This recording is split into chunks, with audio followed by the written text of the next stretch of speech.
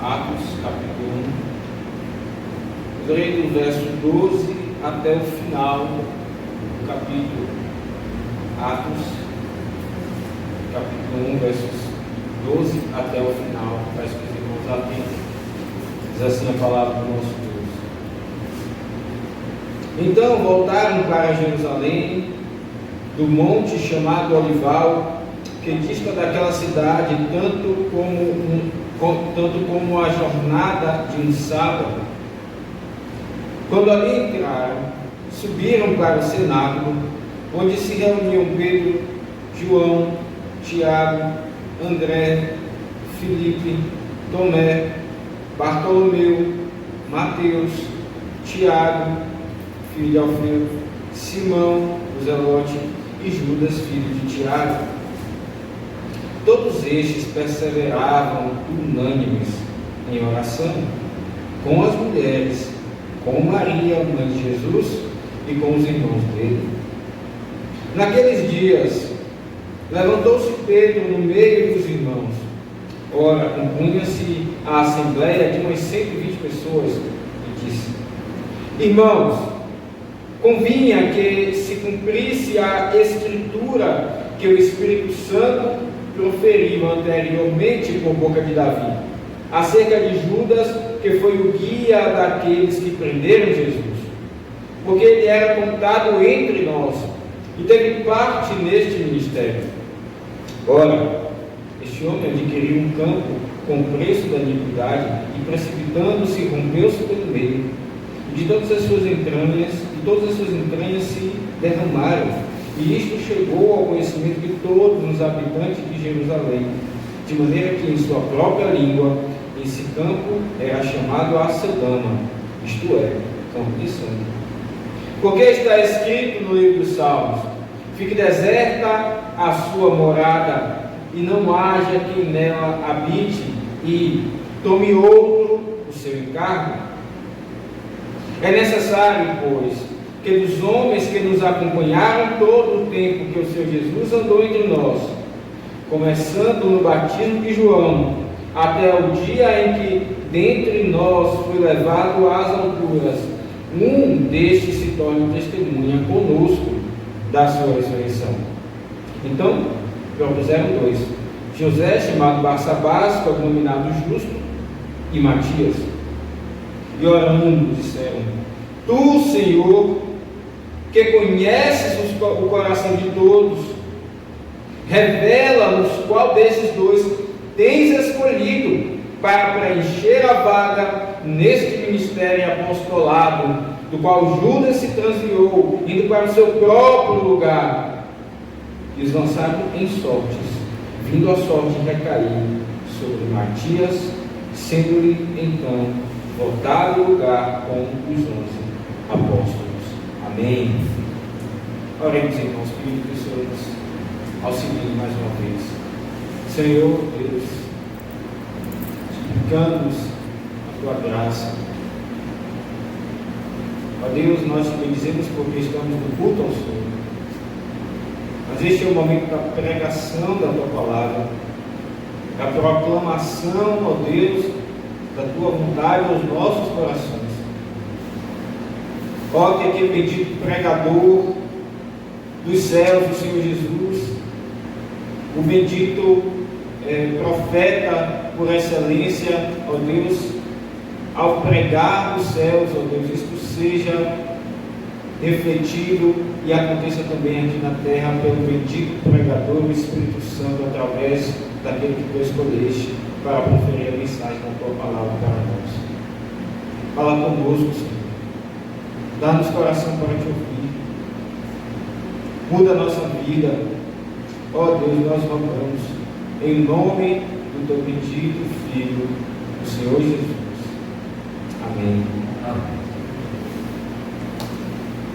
Meus irmãos, nós temos exposto este livro e temos visto como o evangelista Lucas, que escreveu também o livro dos Atos dos Apóstolos, ele se imbuiu, ou seja, ele se dedicou nesta obra de relatar de forma fiel aquilo que o Senhor Jesus começou a fazer e a ensinar.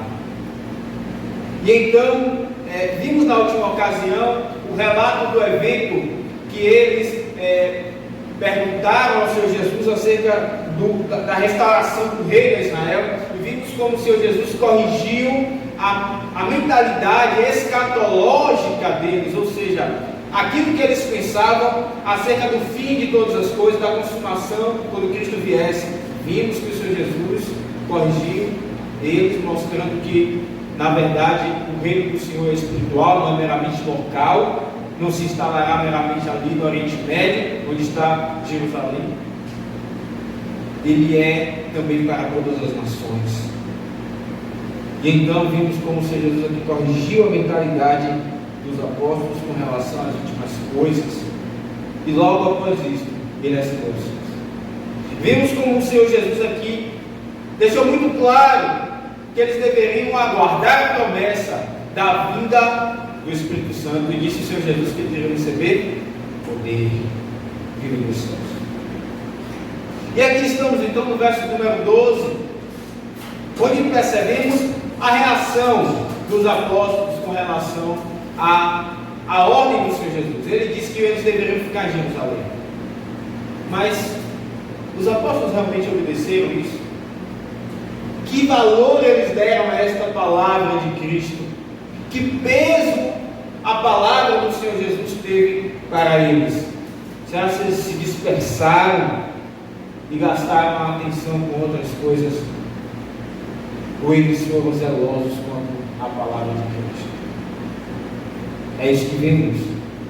O relato de como eles reagiram a partir do verso 12. E aqui estamos, meus irmãos, vendo que, em primeiro lugar, eles obedeceram, eles guardaram, eles valorizaram a promessa que o Senhor Deus entregou. O Senhor Jesus, sendo Deus mesmo, entregou a eles. Perceba aqui no verso 12, diz: então voltaram para Jerusalém, do monte chamado Olival, que dista daquela cidade, tanto como a jornada de um sábado. Então veja que eles foram para que cidade? Eles foram exatamente para o local onde o Senhor Jesus disse que eles deveriam aguardar. Eles voltaram para Jerusalém, saindo ali do monte chamado Olival ou das Oliveiras. E diz então o verso 13 que eles entraram ali, subiram para o cenáculo, onde se reuniam Pedro e todos os demais apóstolos ali. E eles perseveravam unânimes em oração com as mulheres, com Maria, mãe de Jesus, e com os irmãos dele. Perceba duas coisas que eles faziam. Ali reunidos, uma vez que eles estavam então aguardando esta promessa, confiando, comprometidos com a palavra de Cristo, eles estavam perseverando em oração. A ideia aqui não é que eles passaram um dia ali orando, mas enquanto o Espírito Santo não veio, e os estudiosos vão dizer que foram durante 10 dias que eles ficaram esperando até que o Espírito Santo desceu em Pentecostes, eles ficavam perseverando. Eles continuamente, eles estavam comprometidos em orar juntos, aguardando por essa promessa. E meus irmãos, nós vemos que a oração não é somente uma marca nesses 10 dias em que eles aguardavam o Espírito Santo. A oração e a perseverança na oração, não apenas de uma forma particular, cada um do seu lado, mas em igreja, é uma marca da igreja.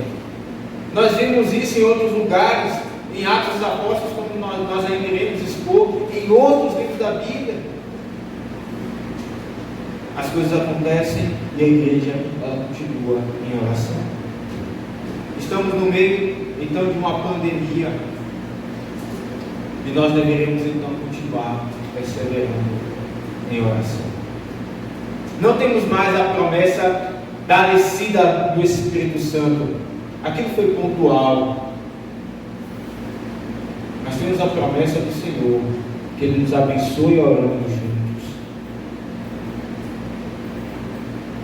Meus irmãos, nós então devemos valorizar este momento de oração juntos. Infelizmente ainda estamos fazendo isso de forma virtual, a gente sempre.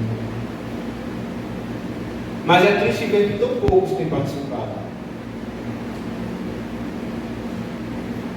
A igreja não tem perseverado em oração.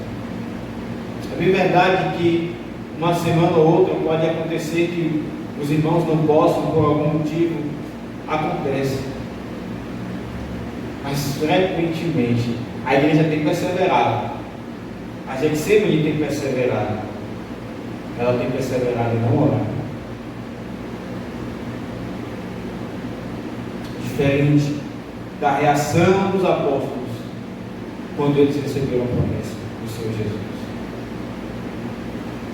Ainda aqueles que têm perseverado em oração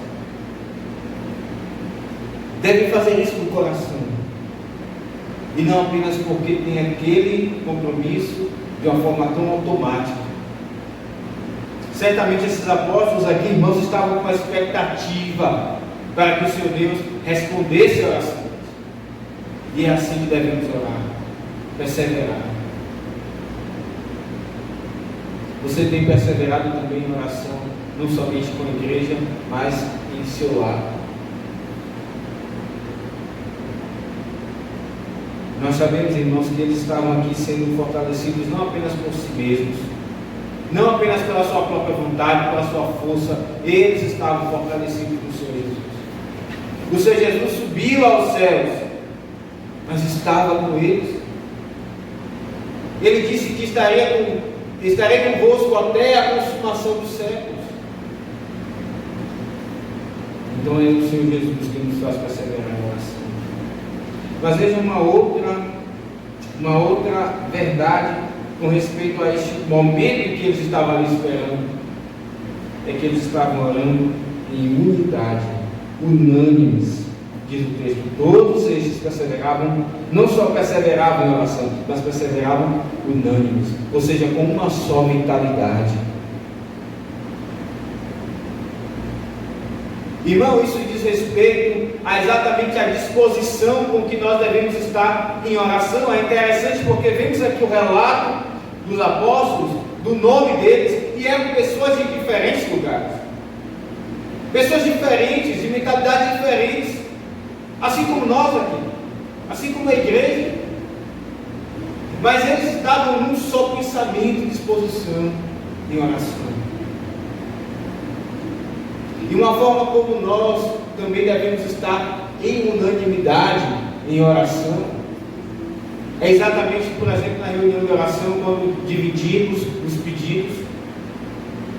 E nós percebemos que alguns irmãos, eles preferem ficar orando sozinhos. Ora, nós podemos fazer isso em casa. Por que vir até aqui, se deslocar de nossas casas, deixar os nossos afazeres para orarmos sozinhos aqui? Nós devemos fazer isso unânimes. E quando viemos à reunião de oração, é para orar uns com os outros, em um só pensamento, em uma só mentalidade. Perceba então que diante disso estavam ali não somente os apóstolos, mas as mulheres, Maria, mãe de Jesus, e os irmãos dele. Aqui estavam os apoiadores dos apóstolos. Mas como assim apoiadores? Olha, meus irmãos, nós olhamos para a Escritura e vemos que as mulheres, elas apoiavam o ministério do Senhor Jesus, o ministério dos apóstolos. Alguns olham para as igrejas reformadas, né? E dizem, puxa, a mulher não faz nada na igreja reformada, né? Nas outras a gente vê a mulher fazendo uma coisa ou outra, ensinando, é pastora e tem diversas atividades, mas a mulher não faz nada. Meus irmãos, em parte isso é de fato porque nós, como igreja de uma forma geral, falhamos em não lançar mão do auxílio das nossas irmãs. E também porque as próprias irmãs precisam então reconhecer os dons que o Senhor Deus deu a ela, a elas, para auxiliar no trabalho do Senhor. Mas olhamos para a Escritura e vemos, por exemplo, que elas ajudavam com as suas finanças, elas ajudavam orando, elas ajudavam os necessitados, elas tinham diversas atividades. Perceba que lá em Lucas 8, vamos abrir alguns textos para vocês verem o que elas faziam. Lá em Lucas 8, versos 2 e 3, no verso 1 disse que os 12 estavam os 12 iam com o Senhor Jesus.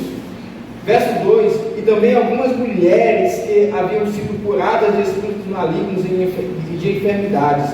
E ele aqui dá nomes, certo? Provavelmente eram essas mulheres que estavam também com os apóstolos ali em Atos 1. Maria, chamada Madalena, da qual saíram 7 demônios. Joana, mulher de Cusa, procurador de Herodes, era alguém de condição, boa condição financeira. Susana e muitas outras, as quais lhes prestavam assistências com os seus bens. É uma forma porque elas ajudaram. Lá em Lucas, capítulo 23, também 49, diz assim: entretanto, todos os conhecidos de Jesus e as mulheres que o tinham seguido desde a Galiléia permaneceram a contemplar de longe estas coisas. Aqui é o relato da morte do Senhor Jesus. Elas não somente ajudavam com seus bens, dando assistência, mas elas estavam ali quando Cristo estava crucificado, mostrando a devoção delas ao Senhor Jesus. Elas seguiam Jesus desde a Galileia, e nós temos vários textos que nos mostram isso. Lá em João, por exemplo, capítulo 19, verso 25, diz assim: e junto à cruz estavam a mãe de Jesus e a irmã dela, Maria, mulher de Clopas, olha aqui uma outra mulher, e Maria Madalena. E Lucas então também nos mostra outros textos em que as mulheres estavam ali dando assistência. E era exatamente isso que elas estavam fazendo ali, dando assistência também em oração aos apóstolos. Perceba que então as irmãs da igreja podem ajudar muito, não no mistério dos apóstolos, hoje não há mais apóstolos, mas na igreja.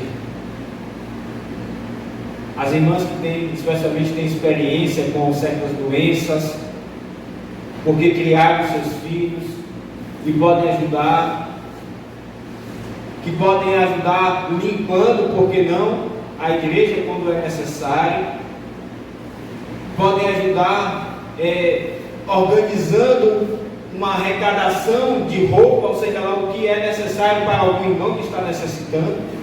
Recentemente nossos irmãos casaram, e então a nossa irmã Carla organizou ali para que alguns irmãos pudessem ajudar, contribuindo cada um de acordo com as suas condições. Esse é o trabalho que as mulheres fazem na igreja. E como isso é bom, e como somos abençoados. Mas veja que não apenas aqui as mulheres, de uma forma geral, são mencionadas, mas Maria. Porque Lucas ele relata de uma forma destacada o nome aqui de Maria.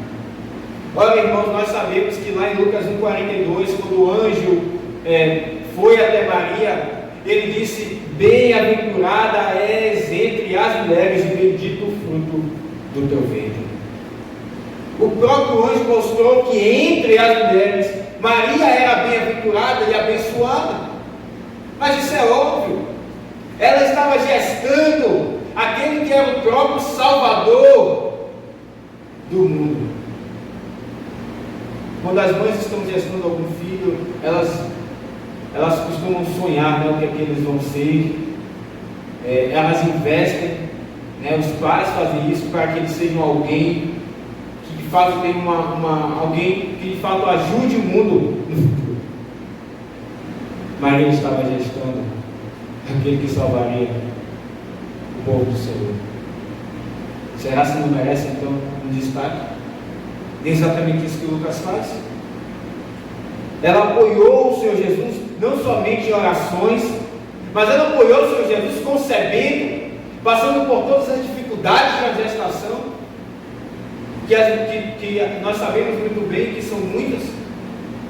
Ela apoiou o Senhor Jesus criando, ela apoiou o Senhor Jesus no seu ministério. Nós lemos aqui que ela acompanhava também o Senhor Jesus.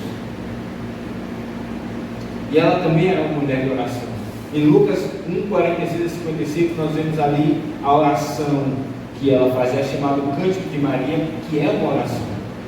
É uma mulher sábia. Ora, meus irmãos, todavia, nós não vemos nenhuma menção na Escritura de que Maria deve ser adorada. E este é o erro e a confusão que os católicos romanos fazem. Eles não conseguem destacar, aliás, distinguir que Maria, embora fosse uma mulher bem-aventurada entre as mulheres, isso não há dúvida, a Escritura relata isso. Maria continua sendo uma pecadora.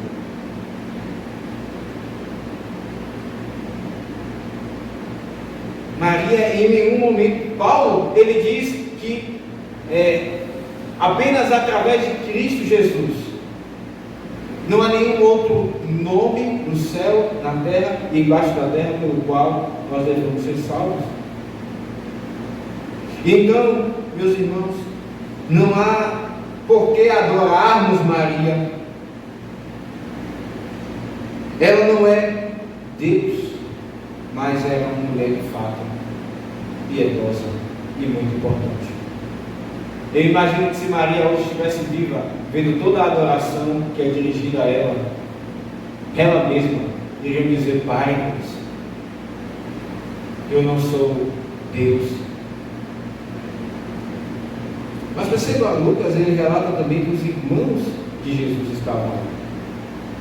E aqui uma outra distorção da Escritura que os católicos romanos fazem. Eles dizem: olha, Maria, ela só teve Jesus. Quem disse isso? A Escritura é muito clara, irmãos. Lá por exemplo, se nós abrirmos lá em Marcos 6, verso 3.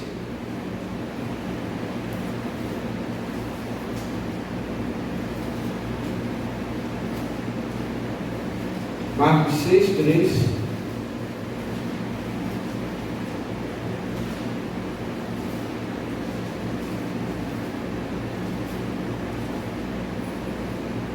Diz assim: não é este, falando acerca de Cristo, não é este o carpinteiro, filho de Maria? Perceba o texto, muito claro. Irmão de Tiago, José, Judas e Simão? E não vivem aqui entre nós suas irmãs? Perceba, Jesus tinha 4 irmãos, homens: Tiago, José, Judas e Simão. E o texto não diz quantas irmãs, mas pelo menos 2, porque são citadas aqui no plural, pelo menos 2 irmãs ele tinha. Então, pelo menos 6 irmãos o Senhor Jesus teve. E de onde vieram esses irmãos? Certamente de Maria. Então, irmãos, vemos aqui que não somente Maria, mas os irmãos de Cristo, que antes não acreditavam no ministério de Cristo. Se depois você lê em casa João 7,5, vocês vão ver que nem os seus próprios irmãos, relata João, confiavam e acreditavam em Cristo. E só depois da morte dele e da sua ressurreição é que os irmãos dele se ajuntam aos discípulos. Judas escreveu a carta de Judas e Tiago escreveu a carta de Tiago, a epístola de Tiago. E eles mudaram de tal forma que eles não mencionam que são irmãos de Jesus, eles dizem servo de Jesus. Tiago diz: eu sou irmão de Judas. Então nós sabemos, os dois são irmãos e ambos irmãos de Cristo. Então, irmãos, eles estavam ali aguardando a promessa, perseverando unânimes em oração. Mas eis que Pedro começa então a se destacar, como o Senhor Jesus mesmo disse que ele faria, e diante da falta que fazia um apóstolo, porque Judas havia morrido, Pedro então se levanta, e vemos aqui então, a partir do verso 15, esse processo, até que então alguém foi escolhido para ser colocado no lugar de Judas. Então, seguindo o texto, Lucas relata: naqueles dias, levantou-se Pedro, no meio dos irmãos. Ora, compunha-se a assembleia de umas 120 pessoas, não somente ali os apóstolos, mas outros discípulos que acompanhavam o Senhor Jesus, testemunhavam também. E Pedro então disse: irmãos, convinha que se cumprisse a escritura que o Espírito Santo proferiu anteriormente por boca de Davi. E aqui vemos, irmãos, que era certo que Judas trairia o Senhor Jesus. Do verso 16 até o verso 20, nós vemos aqui que era certo que Judas viria a trair o Senhor Jesus.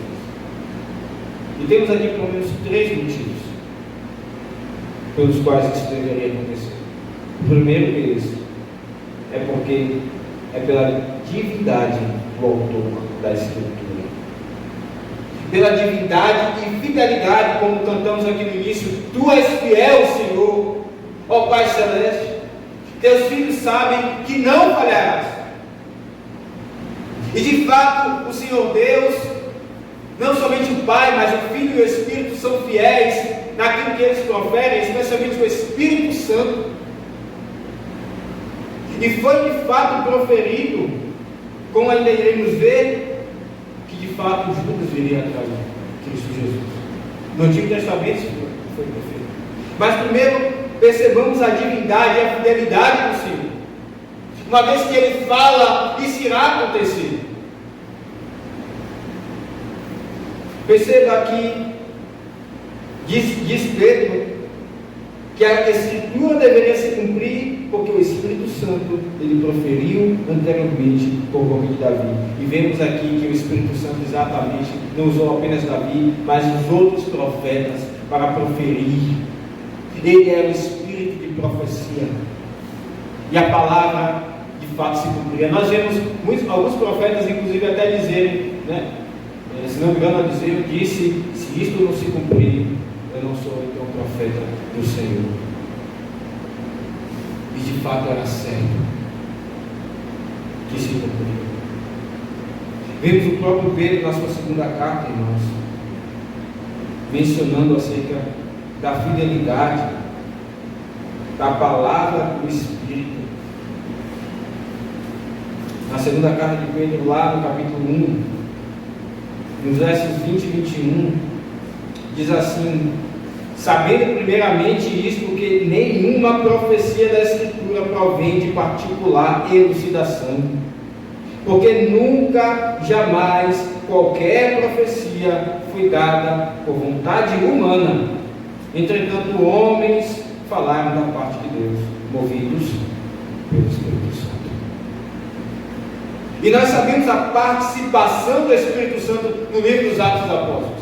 Nós vimos no início dessa exposição como o Espírito Santo ele é mencionado diversas vezes aqui como aquele que fala, como aquele que age e que empodera os apóstolos no seu ministério. E aqui estamos vendo Pedro mencionando isso, que o Espírito Santo não somente ali naqueles dias, mas ele era quem proferia a profecia. Irmãos, esta palavra, a palavra de Deus, a palavra do Espírito, ela é certa.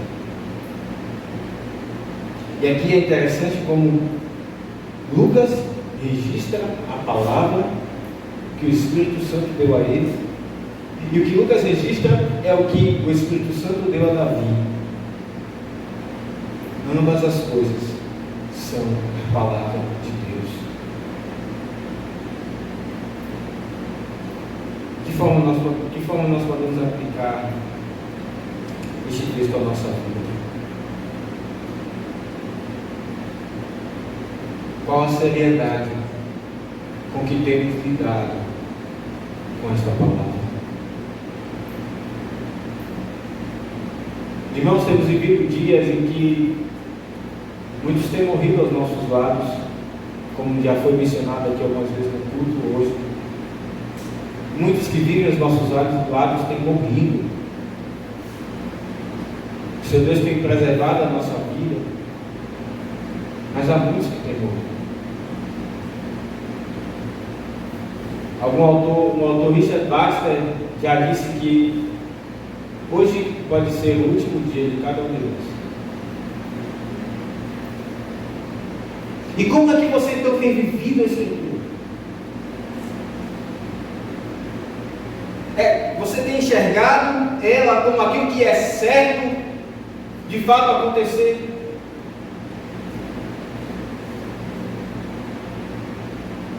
Olhamos para as ameaças da Escritura, irmãos. Aquilo que proferimos é que de fato acreditamos que é a palavra de Deus, a palavra do Espírito. Mas a nossa vida muitas vezes mostra um relaxamento, como se o Senhor não fosse cumprir aquilo que Ele profere na sua Escritura. Olhamos para as promessas, por exemplo, quanto ao culto, quanto à ceia, e nós não temos expectativas como se o Senhor não fosse cumprir aquilo que Ele prometeu. Mas Pedro diz, convinha, ou seja, era necessário que se cumprisse a Escritura que o Espírito proferiu por boca de Davi. É inevitável que aconteça aquilo que está escrito.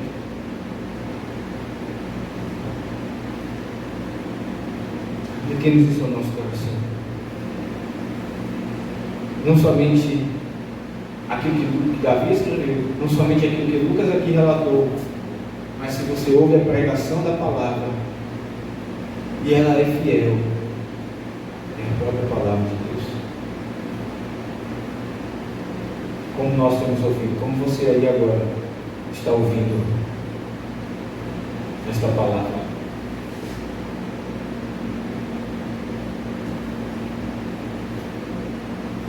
Perceba que, então, não somente era certo que Judas viria a trair o Senhor Jesus, porque a palavra de Deus ela é inerrante, ela é inevitável que ela aconteça.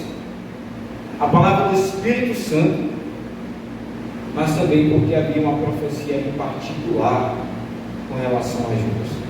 E aqui é onde começamos a ver mais isso. Perceba que Pedro diz assim, Lucas relatando que o discurso de Pedro, ele diz que essa profecia ela foi proferida acerca de Judas.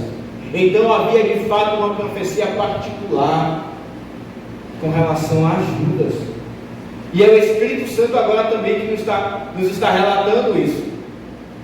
Até antes de Lucas escrever estas palavras, elas não eram a palavra do Espírito. Mas o Espírito Santo então revelou a Lucas que isso deveria acontecer, que aquelas profecias que queremos ver aqui eram em relação a Judas. E então, nós agora estamos sabendo. Ele foi o guia daqueles que prenderam Jesus. Veja o verso então, número 18 até 19. E aqui nós vemos, perceba que na sua Bíblia está entre parênteses, se você olhar, do verso 18 até o verso 20. Isso aqui tem um motivo. Irmãos, lembra que Lucas ele labutou para registrar, como ele mesmo diz no Evangelho, né? Eu fiz uma pesquisa acerca das coisas que Jesus começou a fazer e ensinar. E então ele relatou essas coisas. E ele está aqui então relatando o discurso de Pedro. Enxergue a ordem das coisas. Pedro discursou naquele lugar, e depois Lucas ficou sabendo disso, e ele, inspirado pelo Espírito Santo, registrou este discurso de Pedro. E aqui Lucas, inspirado pelo Espírito Santo, ele faz um comentário. Ele abre um parêntese para explicar a fala de Pedro. Ele diz: ora, este homem, que homem? Judas, ele adquiriu um campo com o preço da iniquidade. É estranho, até parece estranho, porque não é isso de forma explícita que Mateus diz. Então, será que de fato Lucas ele foi fiel nesses relatos? Abra a sua Bíblia em Mateus 27.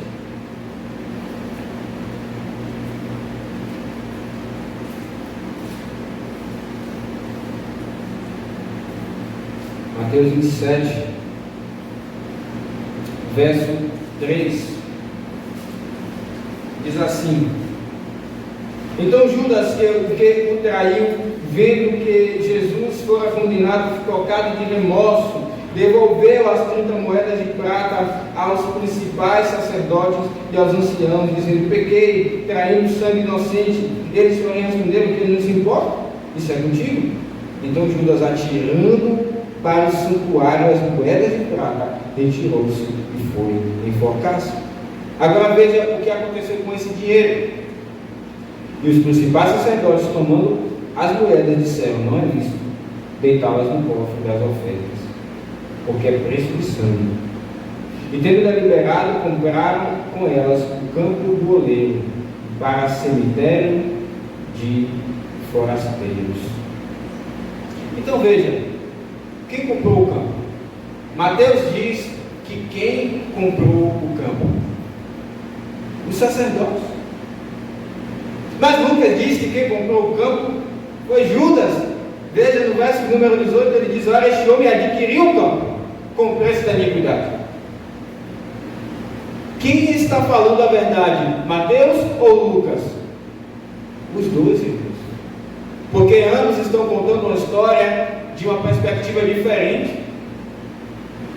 Mais uma vez eu digo a vocês, Lucas aqui, inspirado pelo Espírito Santo, ele está colhendo os fatos que ele ouviu, ok? E ele então ele para no momento aqui do discurso de Pedro, e ele pondera, ele reflete sobre aquilo que aconteceu. A história já se passou, Lucas já se enforcou, Judas já se enforcou, ele já tirou as 30 moedas, o Senhor Jesus já ascendeu aos céus, e agora Lucas para e pensa: mas não é que foi Judas que comprou o campo?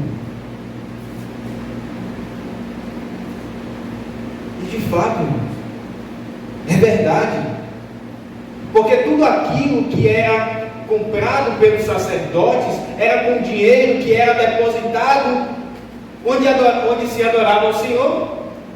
Lembra que o Antigo Testamento nos ensina que os sacerdotes eram sustentados por aquilo que era levado pelo povo, por aquilo que era recebido ali. Mas diz o texto de Mateus que as moedas não foram recebidas. Os sacerdotes dizem: não é lícito que se receba. Tudo aquilo que era pertencente ali ao sacerdócio era comprado e era levado com aquilo que era recebido, que o povo levava. Portanto, irmãos, aquelas 30 moedas nunca foram dos sacerdotes.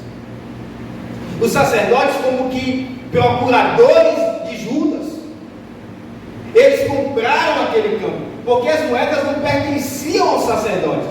Simplesmente para que elas não ficassem ali, eles pegaram e compraram aquele campo. Portanto, de fato, Lucas está certo, Judas ele adquiriu aquele campo. Irmãos, perceba que diz o texto que este campo era chamado campo de sangue. Lucas nos relata que era chamado Aceldama, e aqui há mais um motivo pelo qual nós entendemos que é um comentário que Lucas faz. Esses versos 18 até 19, não foram palavras de Pedro, mas são palavras que Lucas está aqui como que comentando aquilo que Pedro disse. Perceba que, lembre uma coisa, né? A gente precisa considerar aquilo que tem nos ciclos dados de informação. Para quem Lucas está escrevendo? No início do livro nós vimos, ele disse, ele disse, no Evangelho de Lucas, né? E aqui também ele diz que está escrevendo para Teófilo. Nós vimos que Teófilo é alguém de posição no meio ali da sociedade romana. Portanto, Teófilo, ele era de fala grega. Isso aqui é importante, porque veja que Lucas diz que este campo, de maneira que em sua própria língua, na língua de Judas, é chamado Aceldama. Portanto, na língua dos judeus é chamado Aceldama. E aí Lucas traduz, isto é, campo de sangue. E essa expressão campo de sangue está em grego. Ora, se Pedro tivesse dito essas palavras, por que Pedro iria traduzir para o grego? Será que os judeus ali não entendem o que significa Aceldama na própria língua deles? Então nós vemos que de fato Lucas está aqui como que fazendo um comentário daquele discurso de Pedro.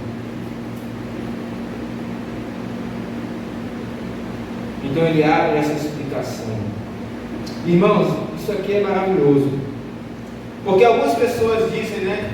Eu não acredito na Bíblia porque é palavra de homem. Foi o homem que escreveu. A Bíblia é de fato palavra de homem.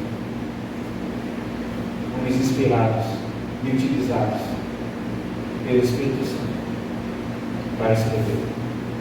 A prova está aqui. Lucas está relatando o discurso de Pedro, e no meio do discurso ele abre uma nota de explicação. E isto aqui tudo que está registrado em Atos é a palavra de Deus. Não somente o discurso de Pedro, mas o comentário de Lucas.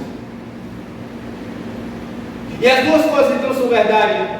O Espírito Santo é o autor desta palavra, e ele utiliza homens para escrevê-la.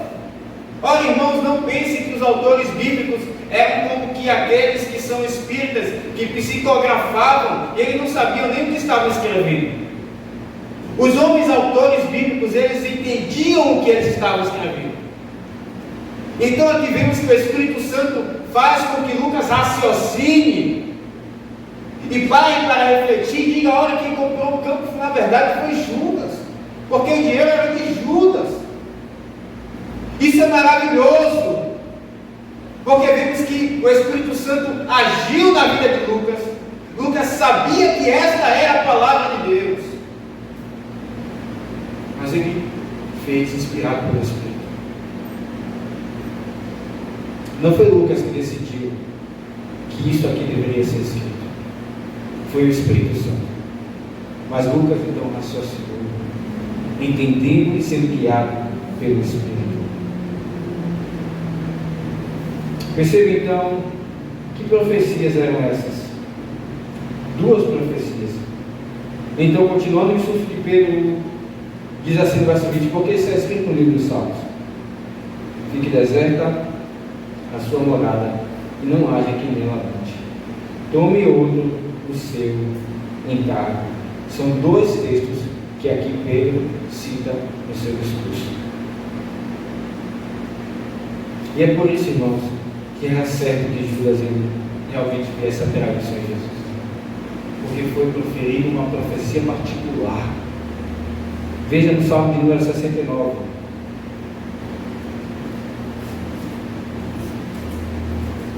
Como é muito claro, hoje, depois de passada a história toda, não tem como não olhar para esses textos e dizer: realmente, isso aqui é sobre Judas. Salmo 69, verso 21, diz assim: por alimento me deram fel, e na minha sede me deram a beber vinagre. Nós sabemos que foi exatamente isso que aconteceu com Jesus. Verso 22: sua mesa torne-se diante deles em laço, e a prosperidade em armadilha. Obscureçam-lhes os olhos, para que não vejam, e façam que sempre lhes vacile o dorso. Agora veja no verso 25: fique deserta a sua morada, não haja quem habite em suas tendas. É exatamente o que o que Pedro cita no texto de Atos que está registrado. Alguns vão dizer, mas é porque está em Atos dizendo que fique deserta a sua morada, e no Salmo diz, fique deserta e ninguém habite nas suas tendas. Não haja em que nela habite, como que em lugar tem plural, o outro tem singular, mas a ideia do plural, do singular, é referir um todo. Então aqui é uma forma também de citar o texto, de uma forma indireta, mas de fato é o Salmo. No Salmo 109 também, nós vemos a segunda citação de Pedro. No verso de número 2, vemos: pois contra mim se desataram lábios maldosos e fraudulentos, com mentirosa língua falam contra mim. Exatamente o que aconteceu com o Senhor Jesus. No verso de número 8 a 11: os teus dias sejam poucos e torne outro o seu encargo. Exatamente o que Pedro aqui também cita no verso 20. E diz, verso 10: ande errante os seus filhos, mendigue, seja expulso das ruínas de suas casas. Verso 9: fiquem órfãos dos seus filhos e viúva sua esposa. É uma forma de dizer que ele morra. Se a viúva vai ficar, se a mulher dele vai ficar viúva, é porque ele morreu. Se os filhos vão ficar órfãos, é porque ele então morreu. Então é uma forma de dizer: Senhor, tira a vida dele. Irmãos, isso não é algo pecaminoso. Perceba que isso é citado de uma forma também contra os inimigos do Senhor. No Salmo 109, no verso 20, nós percebemos que estão falando dos inimigos do Senhor.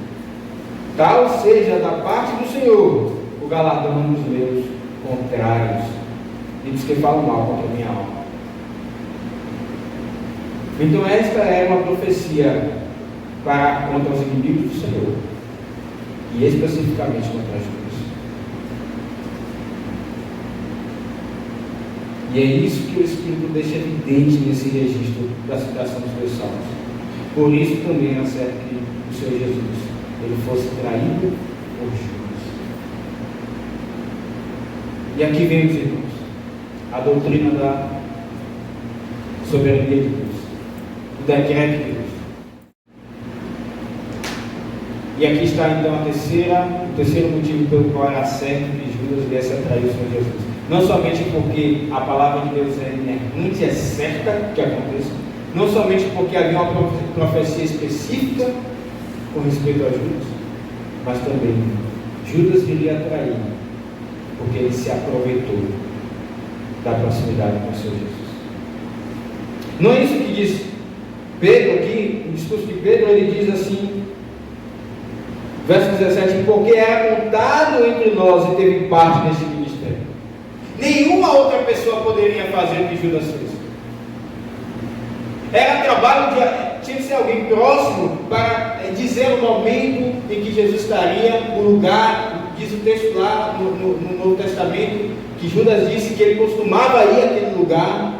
Então era alguém que contou algo que era íntimo do Senhor Jesus. Ele se aproveitou disso e ele traiu o Senhor Jesus.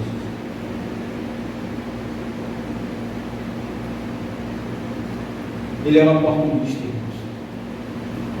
Diz o texto de João 12, depois vocês podem ler, verso 5 e 6, que quando a mulher derramou ali o vaso sobre o corpo do Senhor Jesus, com aquele líquido precioso, ele diz: ora, porque não se dá isso aos pobres?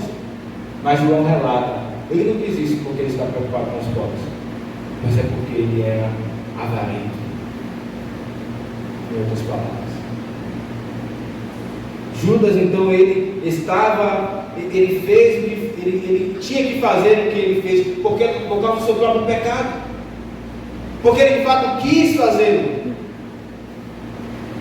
E aqui estão as duas coisas, irmãos, que justificam as coisas que acontecem nos nossos dias, o decreto de Deus e a vontade pecaminosa do homem, que é livre para fazer aquilo que ele faz. Nós não compreendemos isso, ou seja, nós não entendemos completamente, mas nós sabemos na prática que os homens têm responsabilidade nos seus atos e que Deus governa todas as coisas. É isso que vemos aqui. Perceba que então Pedro diz que ele era contado entre nós e ele tinha parte neste ministério apostolado. Irmãos, isso é forte. Quando Pedro diz que ele era contado entre nós, diz que ele era um dos discípulos de Cristo.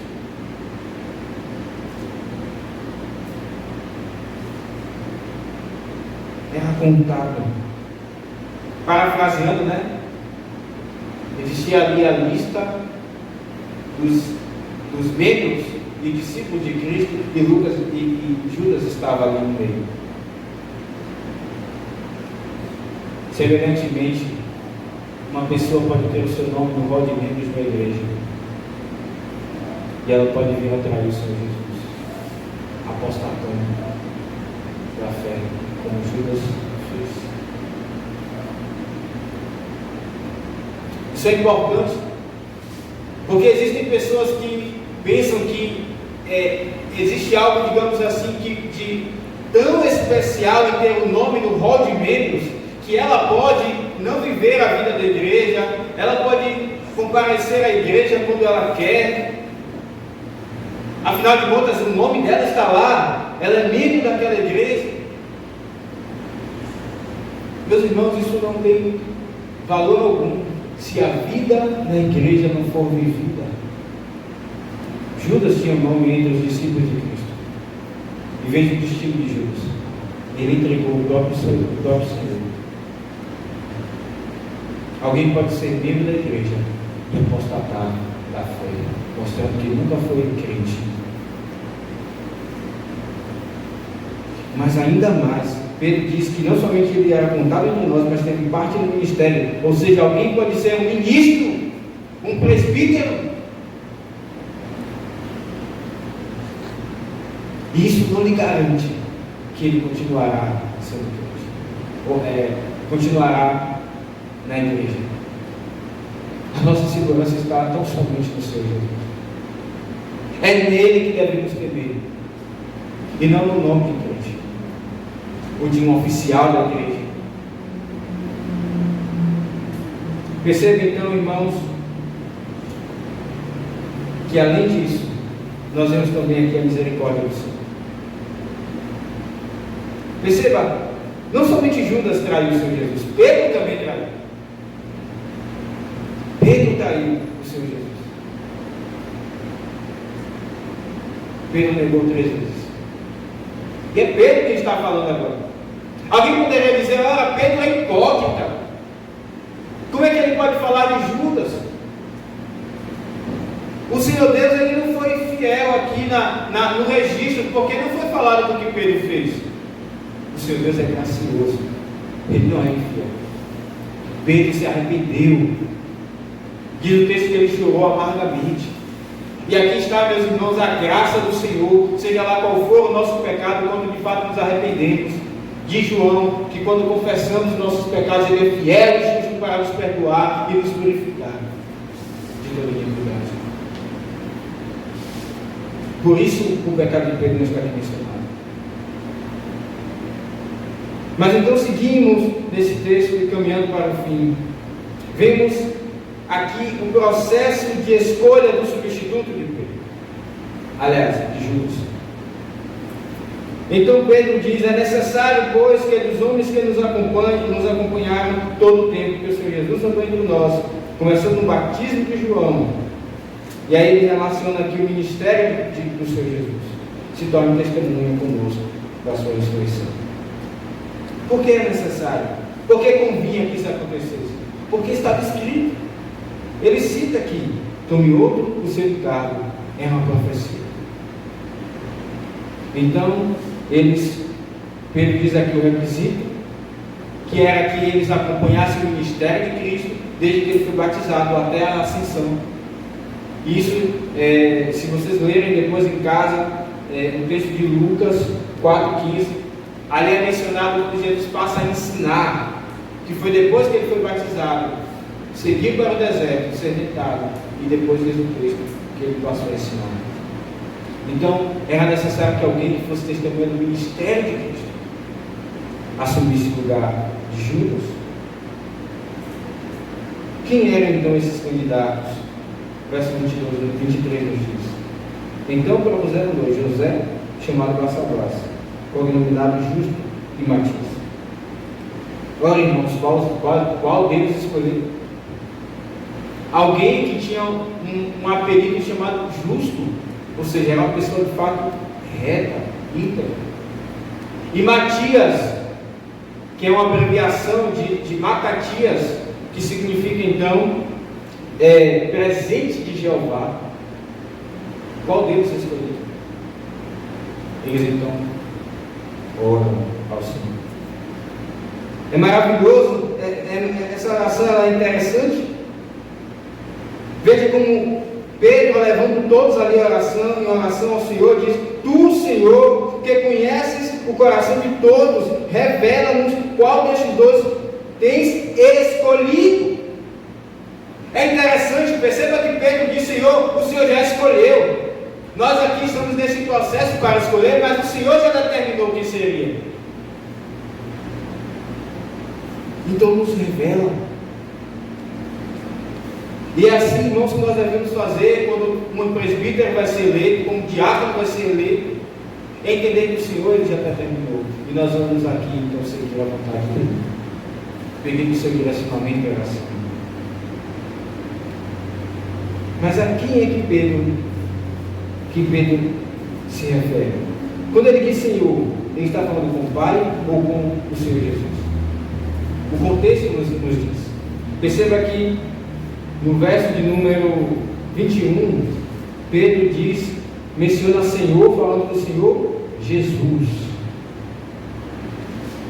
E quando Pedro diz aqui que tu tens escolhido, este mesmo verbo é usado no verso de número 2 de Atos 1, onde já passamos. E Lucas registra lá que o Senhor Jesus, ele escolheu os seus santos apóstolos por intermédio do Espírito Santo. Pedro está falando com o Senhor Jesus. Ele diz: Senhor, assim como o Senhor escolheu os 12, inclusive Judas, o Senhor já escolheu quem vai assumir o lugar de Judas. E então eles lançaram sortes. Assim foi a eleição. Esse é um processo que é usado lá no Antigo Testamento. E Êxodo 28, 30, fala do Urim e do Tumim. Irmãos, aqui é a última vez que esse processo de lançar sortes é mencionado na Escritura. E devemos entender que Atos dos Apóstolos é um livro de transição. Algumas coisas ainda não tinham sido registradas. Por isso nós vemos também aqui, inclusive, dons como o dom de profecia, porque toda a profecia de Gênesis e Apocalipse ainda não tinha sido registrada, línguas e etc. E algo que tinha no Antigo Testamento é usado aqui também, ainda nesse período de transição. Mas perceba, eles não usam só as sortes, eles também oram. E é a última vez que as sortes aqui são mencionadas. E diz o texto que Matias foi escolhido foi voltado para ir lugar com os 11 apóstolos. Ora, meus irmãos, o que aprendemos diante desse texto? Devemos temer a palavra do Senhor, ela é séria. O Espírito fala através dela. Devemos temer apenas ter um nome no rol de membros, poder participar da ceia. Judas teve tudo isso. Judas tomou aquela ceia, aquela última ceia, aliás, a primeira ceia, que foi exatamente na noite que o Senhor Jesus foi traído. Iremos dizer agora, daqui a pouco. Ele tomou. Até disse: Senhor, ele questiona o Senhor Jesus, né? E o Senhor Jesus diz: o que tem de fazer, faz. Portanto, tomemos com temor o elemento, não somente por causa do nosso nome no rol de membros, mas por causa de uma devoção ao Senhor Jesus, aquilo que Judas não teve. Que Ele então nos abençoe, irmãos. Amém.